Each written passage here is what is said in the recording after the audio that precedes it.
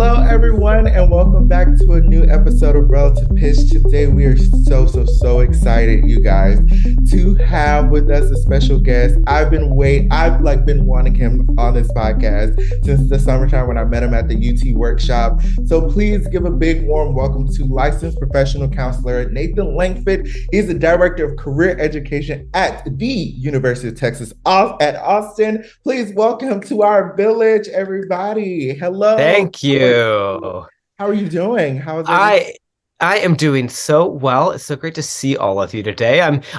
We've been talking about this for so long. I'm so excited to be here and have a dialogue with all of you, and hopefully it's a conversation that resonates far and long. Yes. Yes.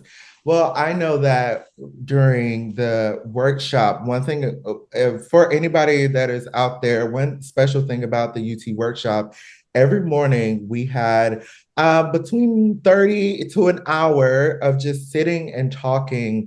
And you just led us through great words, just really getting us set for the day. Because as we know, conducting workshops or any workshops in general can be very stressful. And having that moment with you always kind of put us all at ease. I remember as we would walk to our first session or our first conducting thing, everybody's like, I feel way more at peace right now. I love that. Now, it's funny you say that. The reason that I wanted to start those mindfulness meditation and like mental health sessions at the conducting symposium was my own experience at conducting symposiums, where I would go up there and just, within 3 minutes of getting feedback, I would just be like catatonic on the podium, just completely anxious and stressed out. And yeah, it was years ago that I went to Jerry Junkin and I said, what if I could promise you that all of your conducting workshops would be more present, grounded in the here and now? And he said, tell me what you got. And this is how this idea came to be. So it's an amazing project. We'll be back at it this summer as well. And yes, I love teaching mindfulness meditation and mental health sessions at the conducting clinic. Is absolutely something that is needed. In fact, also is a great teaching tool because a lot of the people that are at the symposium are educators. And I remember that is something that I would take back in the classroom of just like, okay, especially before, you have your UIL, MPAs, your LGPEs, where your students about to do this high stressful thing, just taking that mindful meditation of like, all right, really just feel where you are right now. And yeah. I think it is a special thing. So first, tell us a little bit about you, where are you from and how did you get to where you are and what do you do now? Yeah, absolutely. I've got a unique journey through this musical world that I think kind of informs a lot of the ways that I think about things. I grew up in the Dallas area originally. I earned a bachelor's degree in music education from LSU. Go Tigers, one of the greatest decisions of my life to become a purple and gold Tiger. After I finished my degree at LSU. I'm a percussionist originally. I immediately went into a graduate program in conducting at the University of Wisconsin-Milwaukee. I didn't want to go to grad school right away, but I was attracted to it because it was this unique grad program that ran all of the city's youth bands and youth orchestras. And so it was like, you're a conducting master's student, but you're going to work with high school kids every single week. And I was like, sign me up. That sounds amazing. So went to graduate school there, worked in arts administration for a while, then became a middle school band director in the Austin, Texas area. And during that job, I started to realize something about myself that had been a trend my entire musical career. And that was that I hadn't realized it until that moment that I loved musicians more than I loved the music, as I like to say, meaning that like the people of the work we do were way more special to me, and learning about their personal histories and backgrounds and identities was way more important to me than Lincolnshire Posy or Beethoven 5 or, chamber music insert piece here. And so I made kind of an abrupt decision in life. I went back to graduate school again to become a therapist because I had this thought of I had benefited from a ton of psychotherapy throughout my life, had really made incredible strides in my own mental health. But I realized that like some of the things that put my mental health in harm's way over the years were the process of becoming a professional musician. Like it was the process that was the thing that created the distress. And then I thought about that in comparison to how we all talk about music, right? Like many of us talk about music as a personal savior of some kind. We love to tell our parents that of the kids that we teach, music's good for your brain, music's good for your health, music's good for your self-esteem, all of which are true. But that can be true at the same time that music could be something that might be perilous to your mental health. And so with all that in mind, I went back to graduate school to think, what if I became a therapist that works with musicians specifically? And that's what I did. And for a long time, I was the in-house therapist for the School of Music at UT Austin. I loved that job. Moved around a little bit. I moved to Bloomington, Indiana for 2 years, where I did my coursework for a doctorate in higher education. And now I'm back at the University of Texas, where, I don't work in our School of Music anymore. Now I work at the whole campus level, where I help develop programs that help people to answer the age-old question, what should I be when I grow up? Which is the way that we treat it at UT now, at least the way that we're starting to, is way more with like a mental health intersectional lens of like, to understand what you want to be for the rest of your life, you've got to consider mental health and you've got to consider lived experience. And so that's the work that I do now, but I'm still a musician at heart everywhere I go. I still get a chance a handful of times a year to go work with wind ensembles, orchestras, college music departments, and conferences on this topic of how we can improve the mental health of the music experience. Love that. Yeah. No, that's such an interesting lens, this idea of focusing on mental health when it comes to thinking about careers and what do you want to do for the rest of your life, because that's not really something we necessarily put at the forefront of why we want to do these things. And I definitely don't think it was necessarily something I thought about when I was thinking about what I wanted to do. And I even think about how many different people would be in a different career field if they did place that as like the focal point. Yeah.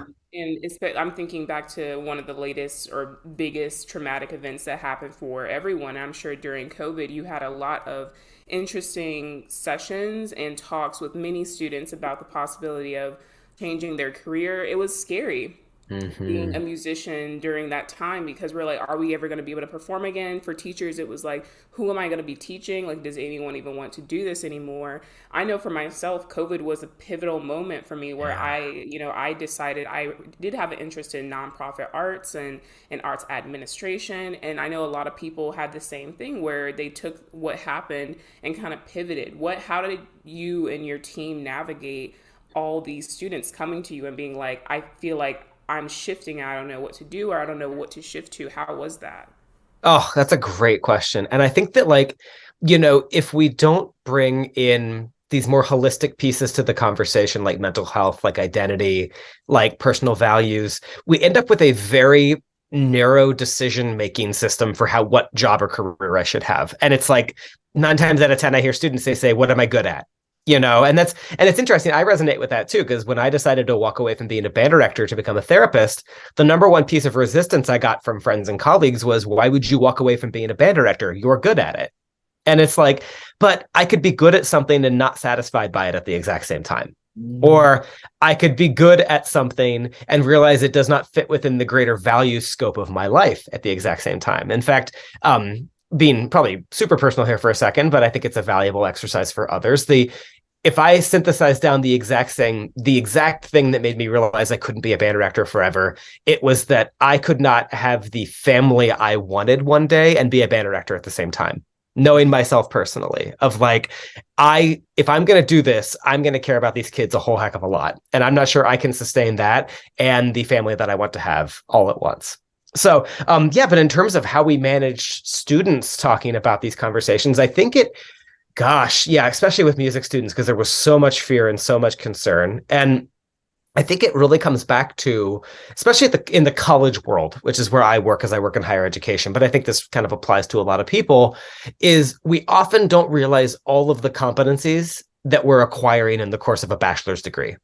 I have so many people that I've worked with as their therapist that the thing we are talking about in session is changing career, and they say, well, all I have is this stinking music degree, I can't do anything else with it other than music. And it's like, oh my gosh, wait, you can do so much. Let's talk about the level of outside of the box thinking that you've had to do. Let's talk about the creativity you've had to possess. Let's talk about the immense amount of organization and multitasking. Like, I mean, it's just about reframing those skills if that's something that you want to do. And then on top of all of that, when I think about the 21st century, gosh, it's been the 21st century for 23 years. I should stop saying that. When I talk about the musician of 2023, the one that is successful does more than just plays their instrument or sings. They also know how to manage their brand. They know how to do some basic personal finance. They know how to, do a lot of other things that I think we are doing a disservice to the holistic development of our students if we're not addressing those other things as well in the course of a music degree. And not because all of our music students should go to law school or should go become, coders, but it's because the music world is becoming more complex and our degrees have to evolve with them. Mm. Yes. Yes. Michael, me and Michael were just talking very similar to this last night. And I'm going to say just two things and I'm going to let Michael take it over. But when you said about our curriculum and our education hasn't evolved with our students. And I can say this as a person who was, currently in a master's degree and was in a bachelor's a couple of years ago. And I remember thinking, okay, this is kind of feels, outdated a little bit. This is not what we're dealing with right now. What you said about having your own brand, TikTok is a big thing right now. And a lot of people that are, really connecting with each other is through this social media and how to be a musician in this age. And our collegiate curriculums are not teaching students how to do that. We're still teaching students how to survive in the 1960s. And I think this is the third podcast episode in a row where I've brought this up, but Cynthia Johnson Turner said it the best. If you were to take somebody from a 1950s or earlier, like the Sousa band, and put them in a band today, they would know what to do. They truly will know, I need to take out my instrument, I need to do this. There hasn't been much innovation in our classrooms. Is that a good thing or is that a bad thing? I mean, it's depending on your perception of life. But to me, I think something needs to be updated for our kids that we have in front of us. And I'll piggyback off of that because we were talking about this last night because I have some plans in the work to send to the people I work for. But like the biggest thing I'm like now realizing on the other side of it is like we have all these freshmen and we call them freshmen and they do freshman things. But why they do freshman things, I'm starting to believe is we have let children, because they are children still, choose this passion and make it a career, but don't give them the psychological help of how to make something that you were passionate for, that was your safe space, that was your haven in band, and be like, this is now your work. This is now your art. This is how you will ultimately make money. Yeah. But how to handle that psychologically of like, oh, and also a lot of people who don't have private lessons and all this other stuff or theory help, wait, I just don't sit in band 24 hours a day. That's not what a music major is. So it's like, we're not preparing our freshmen properly. And in terms of like how to turn the passion into work, how to balance a schedule when high school has ultimately handed us everything. Every high school is like, oh no, now it's you have to be an adult. No, you're still going to hand us everything. You're going to tell us when homework's due, and you're going to help us do homework by like, hey, y'all can take the last 30 minutes of class to do homework. Like, I'm not saying that's bad, but you're still handing everything out. So college, the first time people are on their own. And we're just like, okay, have all this and be an amazing person and take lessons and do theory and do piano and all these other things. And if you make a mistake, we'll just call you a freshman. And if you're struggling, we'll just say, oh, it's freshman year. And we'll just move on about it. And that's like something to me, I'm just like, what is going on? Why isn't this a thing? Yeah, gosh. And and you're bringing up something I think that from the mental health perspective of it, I often think about, which is like maladaptive and unhealthy mental health thinking patterns. They start in a void of options. Like if there's nothing to take the place, that is exactly when we start to, and basically when you were just talking about first year college students, all I could think about was what are the myths that we start to tell ourselves our first year of college that we think are going to help us succeed. Like the number one that I hear from students in music schools that I said the exact same thing to myself as a freshman was something to the tune of, I'm not the most talented person in the room, but damn it, I'm going to work harder than everybody else. It's like classic first year college student thing to say, not even first year, but all years of college. But that's the, you know, we all like start in college with this like shell shock of, oh, wow, at my high school, I was probably the best if I'm now doing this, but I have now arrived in a university or college setting where everybody is as good as I was. And, you know, we don't create space to acknowledge that, own it, and then also work with the mental health impacts of that shock. And so I think that, you know, when we're talking about developing, you know, standards for success, it's also, you know, gosh, one of the number one things that faculty like to think they're going to have a gotcha moment with me on this stuff when we talk is like, are you saying that music school should be easier in this name of mental health? And I'm saying, no, never. I am not saying the music school should be easier. I'm saying the music school should be more responsive to the developmental needs of the student.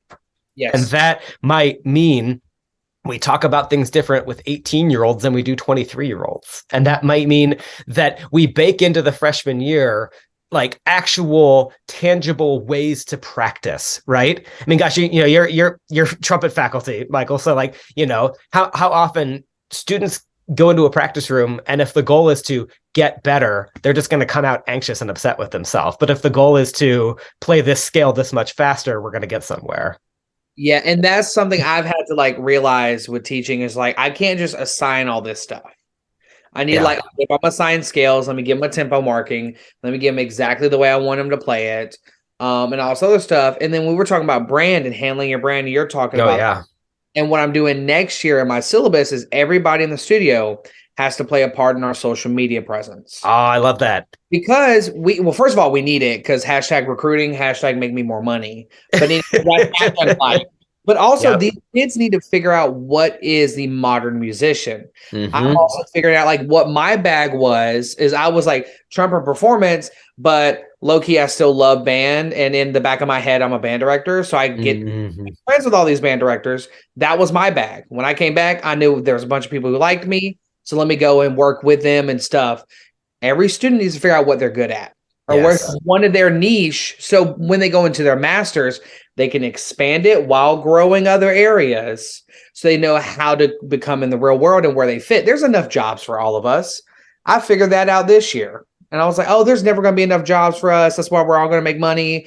If you can't win an academic job or a playing job, you have to be a band director. And if you can't do that, then work at McDonald's ?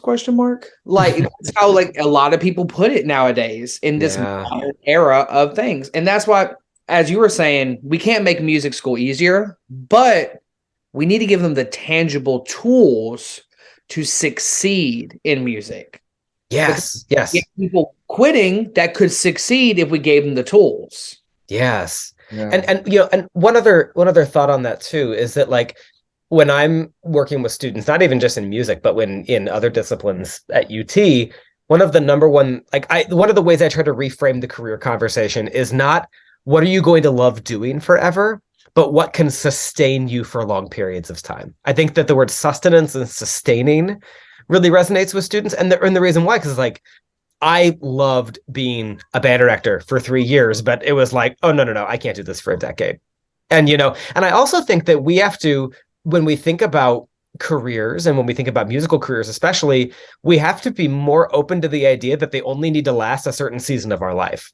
You know, like my mom comes from a different era and my mom had one job from age 18 to the day she retired. You know, she graduated from high school, became a flight attendant, and 50 years later, she retired. That doesn't happen anymore, and it's never going to happen ever again. And so it's like, why does a job need to last forever? Why can't a job provide financial sustenance, you know, joy and curiosity? And then in 5 years, we don't treat ourselves like we failed, and we don't talk about it as a shortcoming when we change careers, because it doesn't have to be.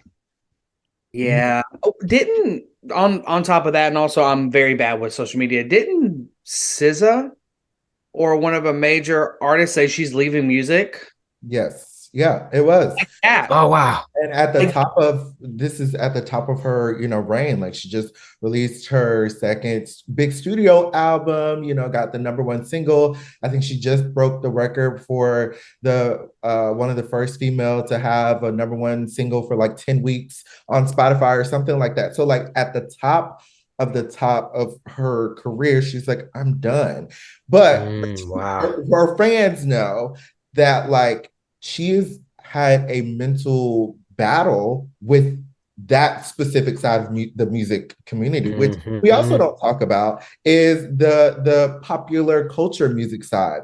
I remember when her album came out, she like a voicemail or something was released of her just like so distraught and crying because her record label was making her do things that she didn't want to do, like release Mm. album. But you can always turn that into being a band director or being a classical musician of you have this to do, you have this to do. And you don't feel it's like your time right now, but because everybody else is doing it, especially with social media, it's like, well, I think I have to do it because everybody else is doing it. So I'm pretty sure you've had some students who come to you that are like, I don't think I can do this because I've seen and so do this and do that. I know even Hmm. we've talked about on here how we look at social media and social media gives the presence of like, okay, they're always succeeding. So Yes. if I'm not always succeeding, I'm doing something wrong and I should not be in this field. Oh yeah. Say to those students that really that's a true fear. Yes. And I think that, compare and despair, as we call it in my world, has only become stronger and stronger and stronger because of social media. And, if we are all the thing I love to tell my students is, when's the last time one of your friends brushed their teeth on Instagram, or like created went live on a social media platform while they had like the flu and they laid in bed and drank Sprite and ate crackers. Like, we don't show people that part of ourselves because Yeah. it's and so I think that it can become so tempting to see what the journey that other people have had and only view it as ascendant, especially if by viewing their pathway as ascendant, we can view our pathway as stagnating. And mm, and when that happens, when we're talking about a career path, it's so, like, God, our parents have taught us, capitalism has taught us, all of these structures of power have taught us that it's linear and that it's stepwise. And neither of those is actually true. A career path is not ascending a ladder. It is a walk in the forest where, like, you go left, you go right, you go up, you go down, you go under the tree, over the tree. And I think that, so often we can just see other people's accomplishments as a sign that we have not gotten as far as they have. When the truth is that our own journey is so unique to us and so unique to us living intrinsically and connected to our own personal values that it's not that we have to go do what somebody else did to be successful. It's that we have to listen to our own personal path and be congruent to that. And if we can find that congruence, that's when we're going to find our own personal best version of success. Yeah, no, speaking of that, and I don't know, we talk a lot about individuality and being like unique, and Mm-hmm. why like it's just too often, and social media is to blame for a lot of this, but it's also how careers have been set up. It's so true. Like, if you want to do this, you have to do this, and you have to do this. Like, it's just the only way to get to point B is you have to go through all these different points, and that's just, it's false. It's just Yeah. not true. That's what they want to tell you so that you keep feeding into the machine the structures and the systems that they have created to do so. But it's been so funny. There have been so many times where I've been making decisions, or it's been come time to make decisions, and I've had the one side of professors and past people in my life who've tried to say, oh well, like, most people do this and da da da, and then I've had other people, usually including these two and my mom, who are kind of like, you're not everyone else, Mm. like, you are on your own path, and so if this is right for you, it's right for you. And it's hard when you do see so many people who even are whatever you deem successful for whatever standard or whatever career, they all went through the same path. It's hard to mentally say I can still get to the point they're at without doing that. It is hard, and Yes. I acknowledge that because I've been there, and tried to like tell myself it's okay. You don't have to do it to get to that place, and when especially when you're in the belly of it and you haven't Hmm. gotten out on the other side. And it's hard, especially when you're in a position where you're teaching, like all of us are, and you're mentoring and you're trying to tell them these things, and you can't be like, well, I'm not saying that it's not a way to get there, but I'm saying that it's not the only way to, Yes. you know. Oh, no, that's so true. And it's that, it's interesting because still one of the number one ways to move ahead is to copy and paste somebody else's pathway. And it's still good advice. It's just a matter of copy and paste three people's pathway and then make a cocktail of all of their experiences. Like it's because it's still like, I mean, gosh, we all do it, right? It's like, I mean, if you want what somebody else has, buy them a cup of coffee and ask how they got there, but then be open. And here's why I love the idea of it being a coffee date and not watching them on Instagram in the shadows, is that like, if you get somebody talking over a cup of coffee, you're actually going to learn that it was like really ugly and crazy on the way there, and not you're only just going to see the glamorized version of it. It's like the more that we can actually engage in dialogues with people, and that's a hard thing, I think, for especially college students to practice, is like, that person has what I want. That inherently, by them having something that I want, that creates a power dynamic, but I'm supposed to like email them out of the blue and ask them if I can buy them a cup of coffee or talk to them on Zoom. It's like, absolutely. Because yeah, you're building a relationship. And the more that we build relationships, we realize that everyone's human. And we've all had our own stuff that we've sorted through. Well, and that especially like for all of our pathways and Yeah. everybody's pathway, like the senior year of undergraduate, you're used to people winning jobs, of being a band director, going to grad school, and then a gap year is seen as like, oh, you don't know what you want to do. No, I do. Just first, some people are like, let me get my bag right. Let me make sure I'm not going out here in debt when a lot of starting salaries are not, because we are, as like musicians, are as specialized as a lot of other fields, and the pay sometimes doesn't equate that. But that's not why we do it. I don't think we do it because we want to make $200,000. Like that would be great. That'd be cool. Hey, but that's not why we do it. But like that pivotal moment of like, okay, you didn't win a band director job, and you have an education major. What did you do wrong? And that's circling your head. Or if you're a performance person and you didn't get into any of your master schools, or you did and you didn't get an assistantship, you're like, wait, what did I do wrong?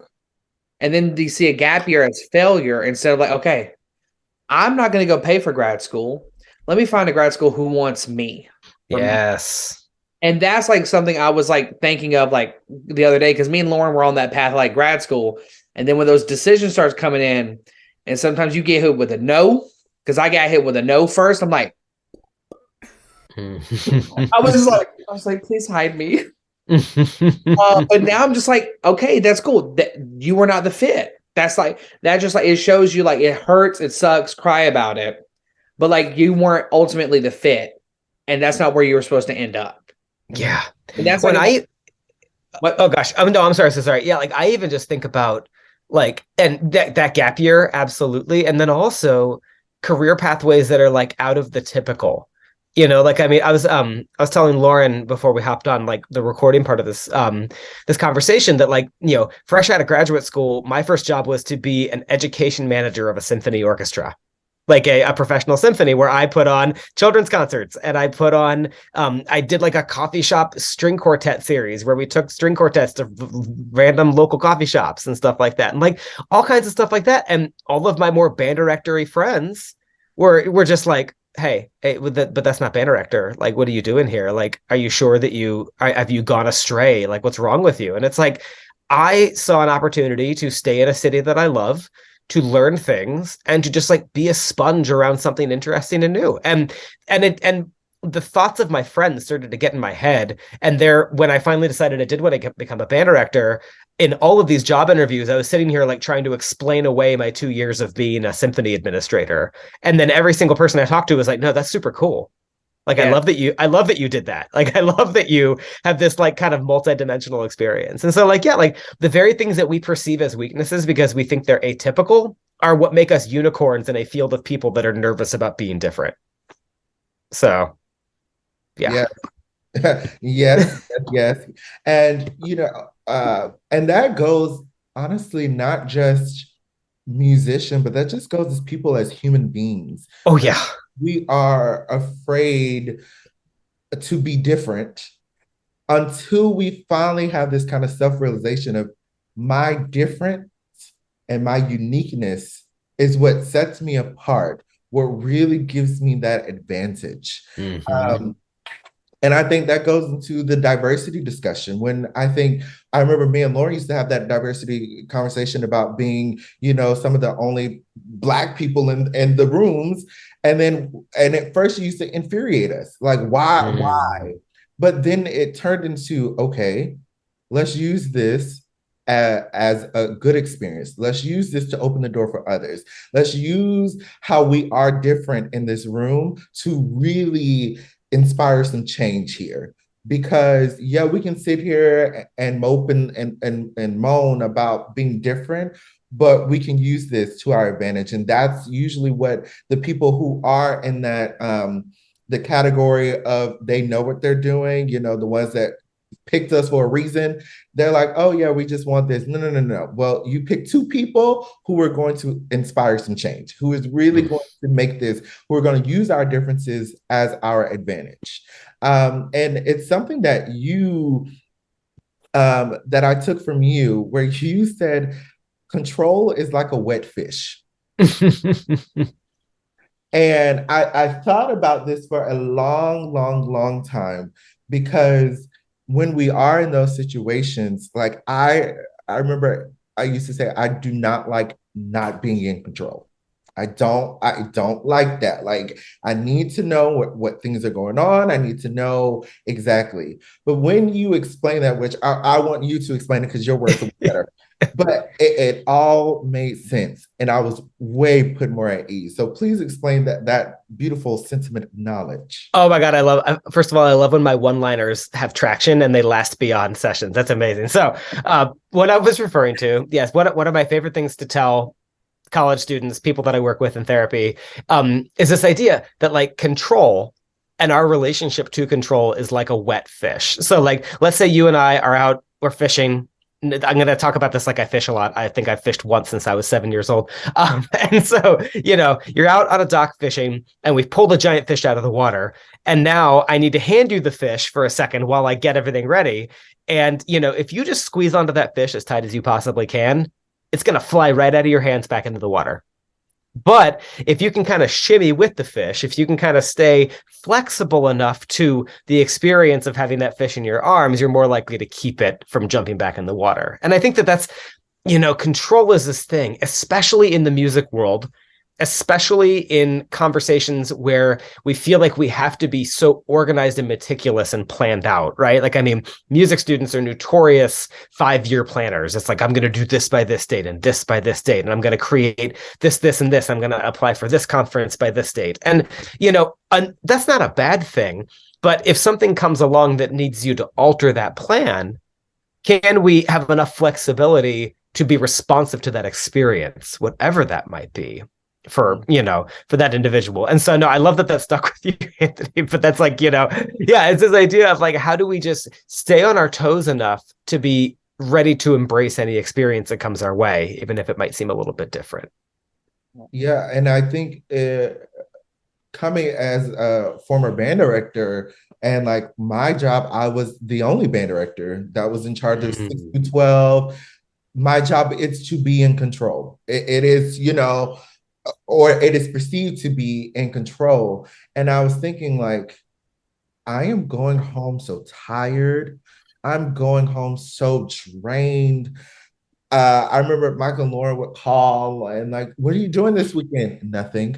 I'm not doing because I need to kind of have a recharge because Monday I have to be in control again. And it is just draining. And when you said that, it kind of hit me because when that was last symposium, so last summer, which was right before I had already left my job, and I was thinking, if I would have had that mentality, how much things could have been different. Mm. So it really kind of sparked some thought, and in which now my master's degree, where I'm at now, I'm like, okay, I don't need to always be in control. Yeah. To really let the experience come to me and live in this experience. For Mm-hmm. anybody listening, the College Band Directors National Association was just held at UGA, which is this big conference, and there's a lot of moving parts going on.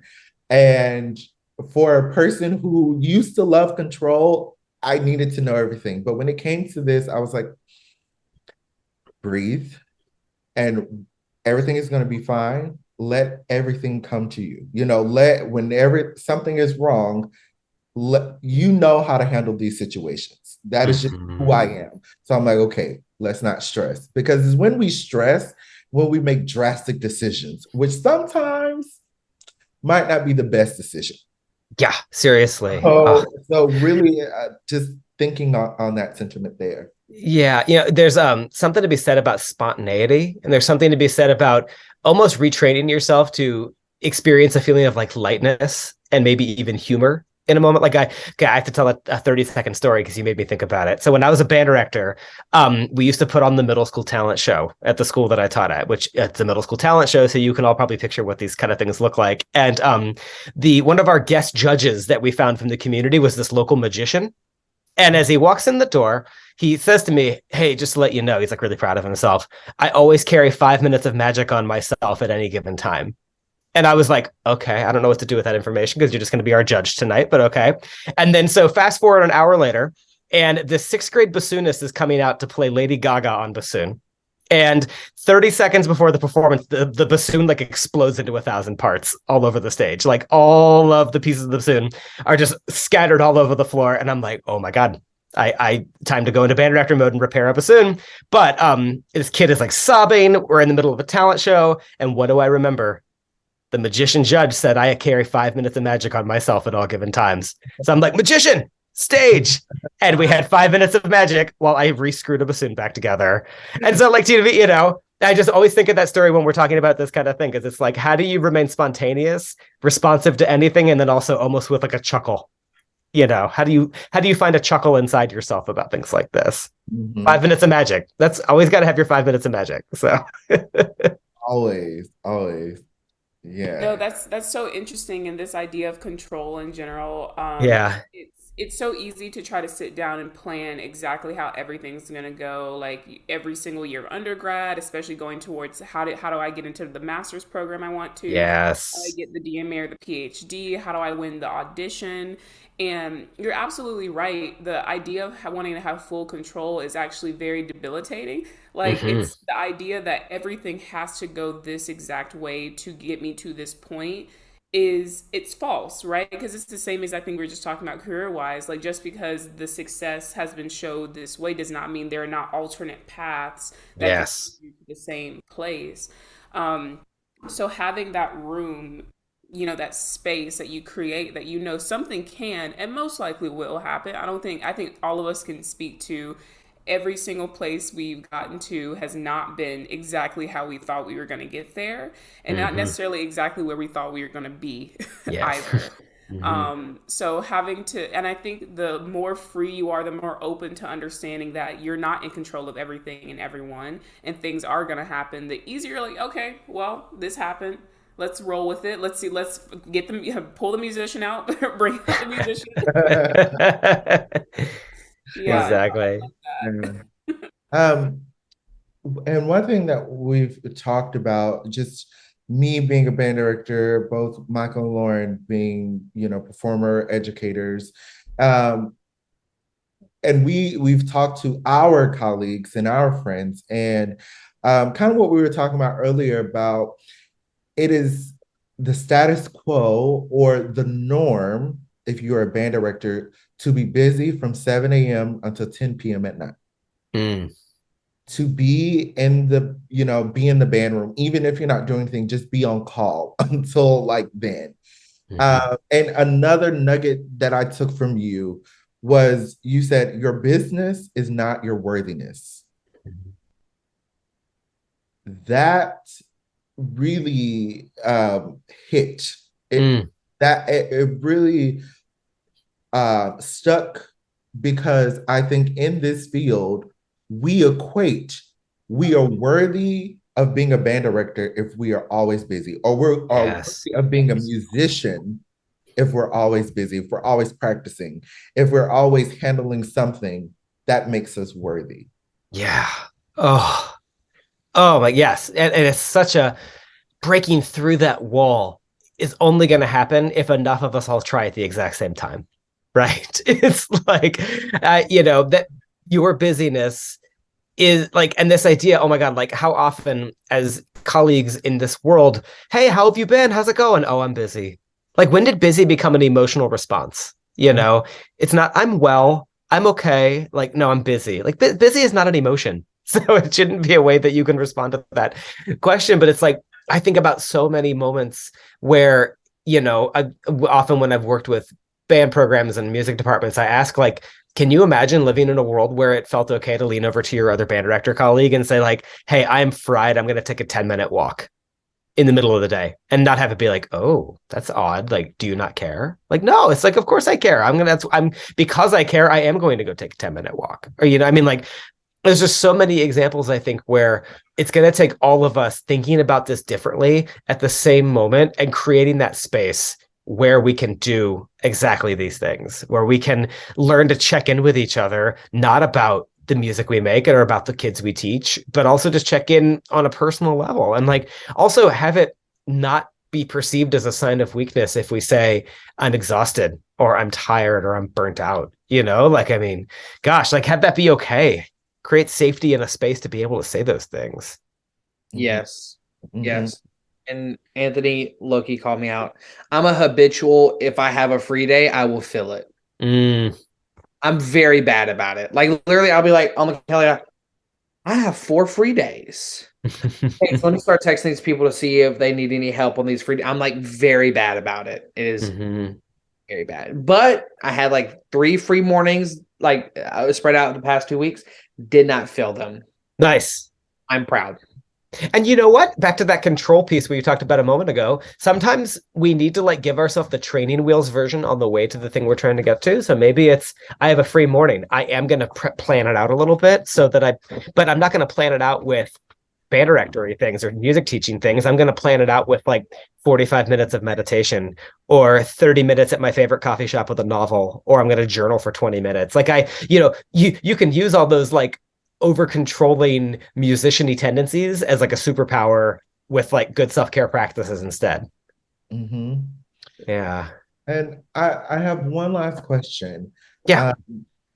For our students that are going out into these fields, it seems as though sometimes the line is very blurred between when, say, your career gets a little hard, it's just like in the month of March, as we all know, band directors, that's your LGPE, your UILs, you have like this due.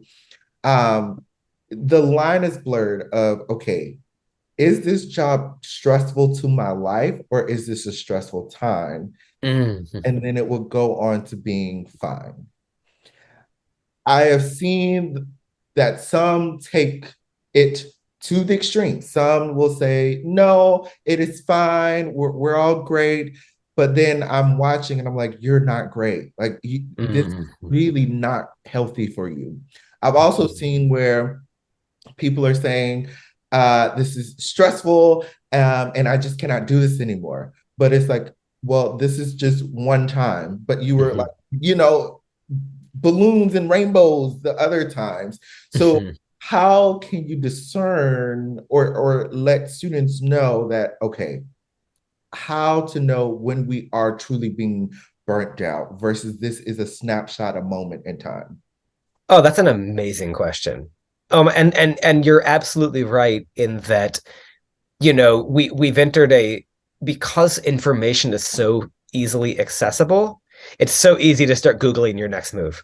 It's so easy to start thinking about what else, which is not always necessarily a bad thing, but you're right. We also want to have enough stick with itness that we don't let a bump, like a hump in the road be the thing that causes us to make like a hasty decision. And so, you know, I think about a principle that is like classic to any good counseling or psychotherapy that I've been a part of as a client and that I've hopefully provided to people that I've worked with. And that is this idea of we're always trying to gain a perspective that is like one height taller than we are. You know, like if we're talking about a relationship where the arguments are never resolving, how do we, instead of viewing the relationship from level to level, how do we view the relationship from a little bit taller so we can see it more holistically? Or in the course of like time, as you were just talking about, instead of just viewing the insanity that is March as a music educator, how do we like help somebody to zoom out a little bit, to view the 12-month perspective, you know? And so I would say that it's an incredibly powerful thing to work on with somebody. And obviously, I know that, like, you know, therapy is more available than it's ever been, but it's also not as available than it's ever been because, you know, there are places where it is easier to get than others. But like, find yourself a person. It'd be great if it's a therapist or a counselor, but find yourself a person where you can talk holistically, where you can look at your life for a moment from a higher perspective than you personally stand, you know.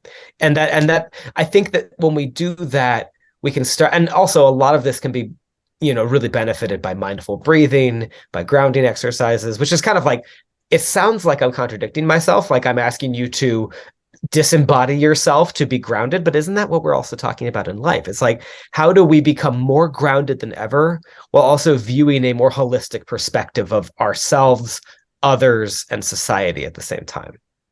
And so, but you're right, that's a tough one. And it's one that I think I hope that we teach people along their journey ways to improve upon this and think about it more deeply, because it is something that can be improved upon.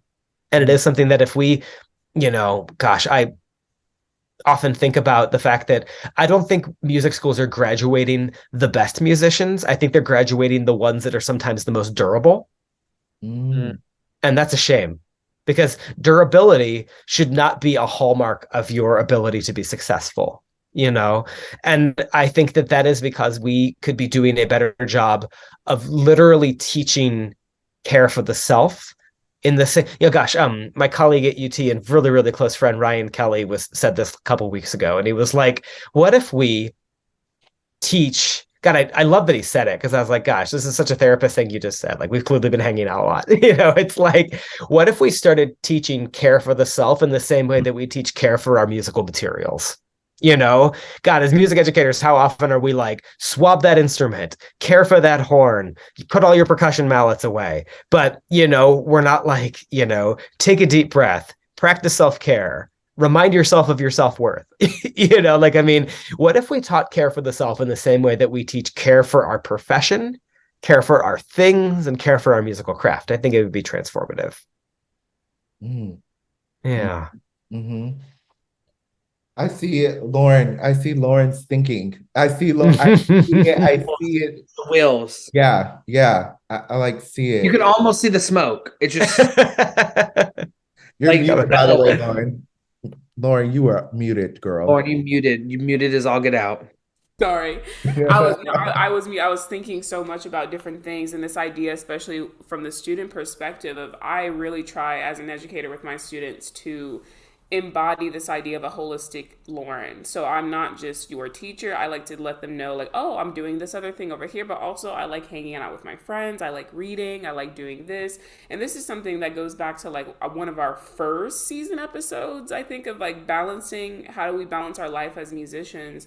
But so often, this idea of self care is preached to students, but then not shown to them. Their teachers tell them to do it, but then they see their teachers there from like the 7 a.m. to 10 p.m. type thing, and they're like, well, they're not doing it. So from what you're saying, if I want to be successful like you, it's not really about self care. It's about your durability. It's about me being able to push through and handle anything. Which I mean.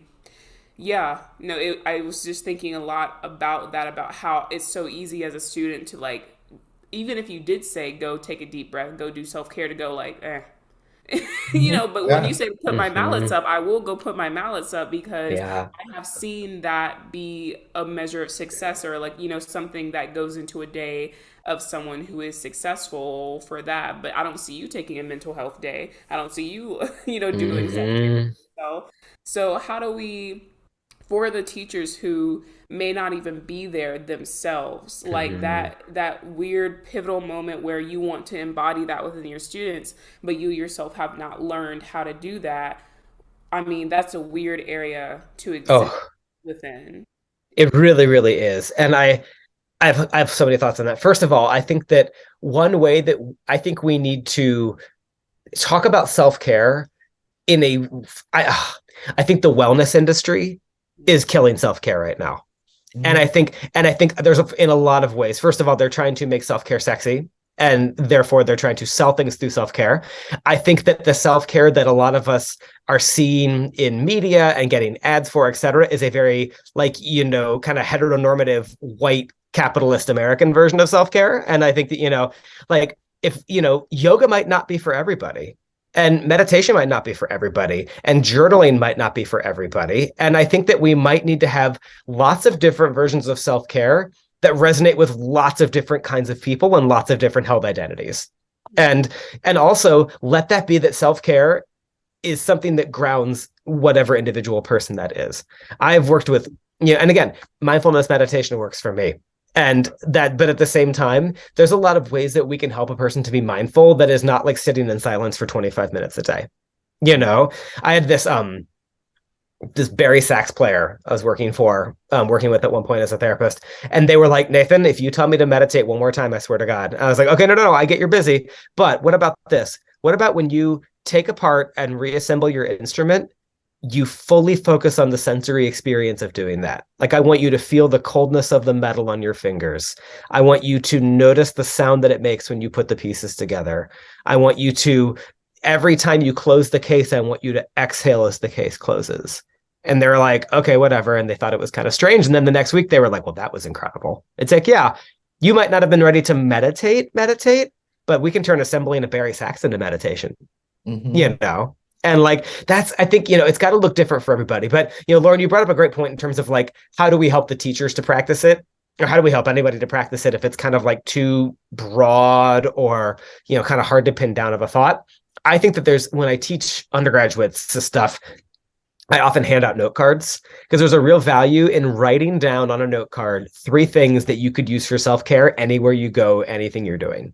And then keep it in your instrument case or keep it in your backpack, because often we get in this situation where we have 8 minutes to kill. And what do? We pull out our phone and we're just scrolling. What if we spent those 8 minutes pulling out our note card and the note card says, breathe deeply, or the note card says, think of 3 things today that you're grateful for, and things like that are such a better use of our time than being on Instagram for the 58th time that day. And, but I do think though that it really like letting self-care be different for every single person and letting it connect to whatever their lived experience might be. Because it's also like, I mean, if you're talking about a first generation college student who is entirely way in over their head in their first semester, telling them to meditate a couple of times a day is going to be really insulting.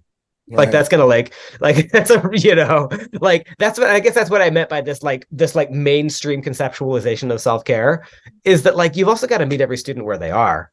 And that's why for that student, self-care might need to look a little bit different. Right. Mhm. Yeah. Could you, just to end this podcast, could you lead us in some mindful meditation? Just Oh, something yeah. very, very for all of us to do, because I think that was something I wanted to take back to my students. It was just a great teaching tool as well, but also something good for myself. Mm, So if you could yeah. just this would be like the last thing, Yeah. but I think it would be amazing. I love that. Okay, I don't have my little prayer bowl or my bell, so you're gonna have to deal with me saying ding.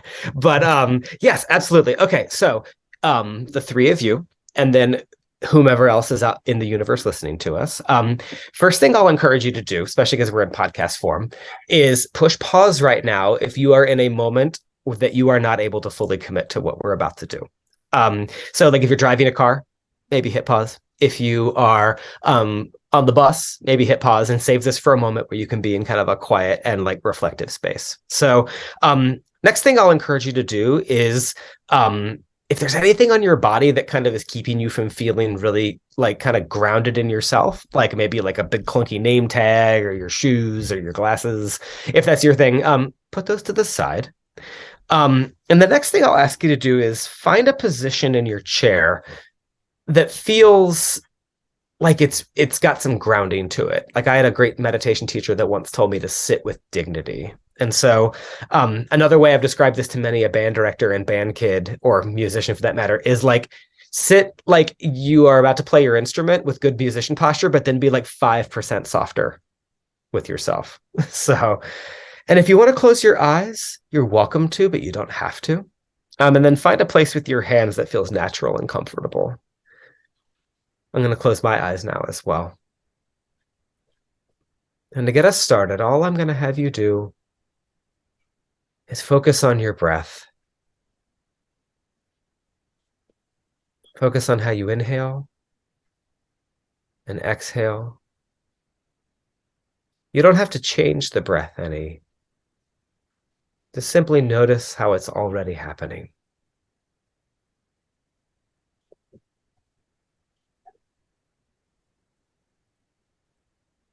And as you continue to breathe, know that throughout this entire experience, if you find yourself struggling to stay grounded, that's normal.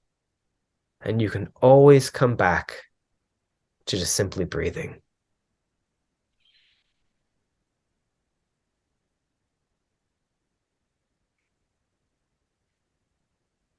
Next thing I'll have you do is I want you to picture yourself in a place that you find great comfort. It's going to be different for every single person, but picture yourself in a place where you find great comfort.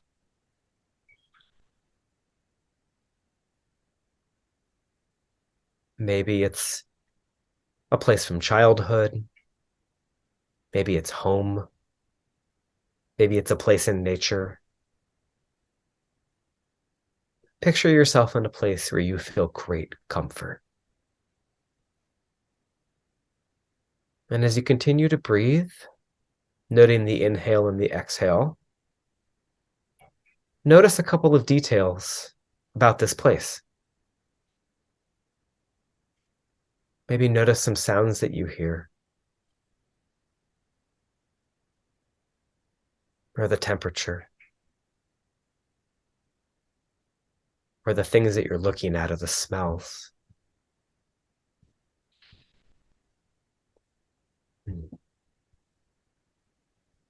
If at any point, again, remember, if you're having a hard time staying grounded with this image, just remind yourself kindly and non-judgmentally to focus on the breathing.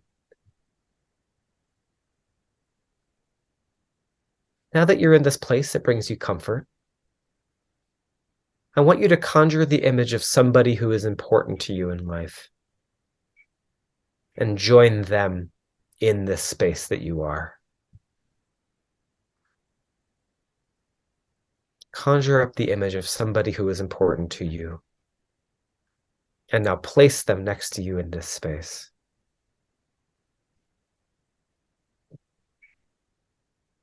Notice them.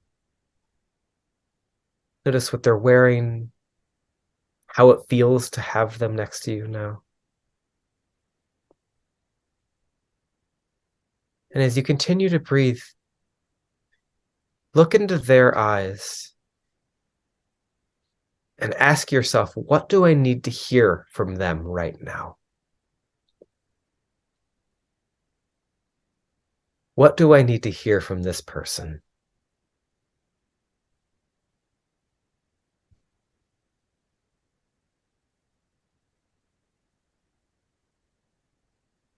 Once that phrase has come to mind, ask them for it. Receive it from them.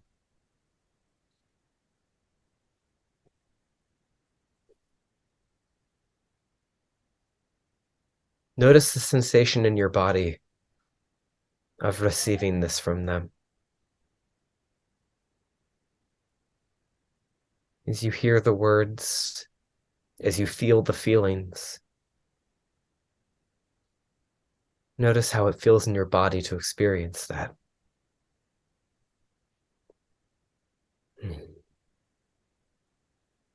Now, as we wrap up, kindly wave goodbye to this person that you've summoned here. Notice the environment that you placed yourself in of comfort one last time. I'll give you about 15, 20 seconds of silence to finish enjoying this, and then I'll come back with some more instructions.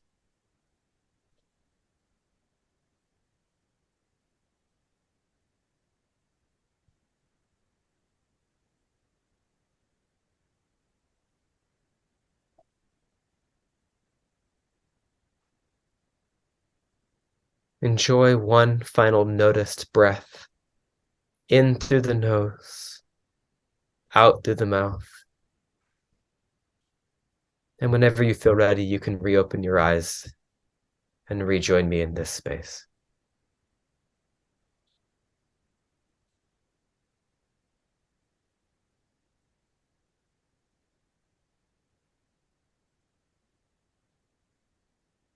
Mm-hmm. That was wonderful. Thanks, y'all. Thanks for asking me for that. That was awesome. Thank you. Mm. Thank you so much. I'm gonna have to turn it on every morning.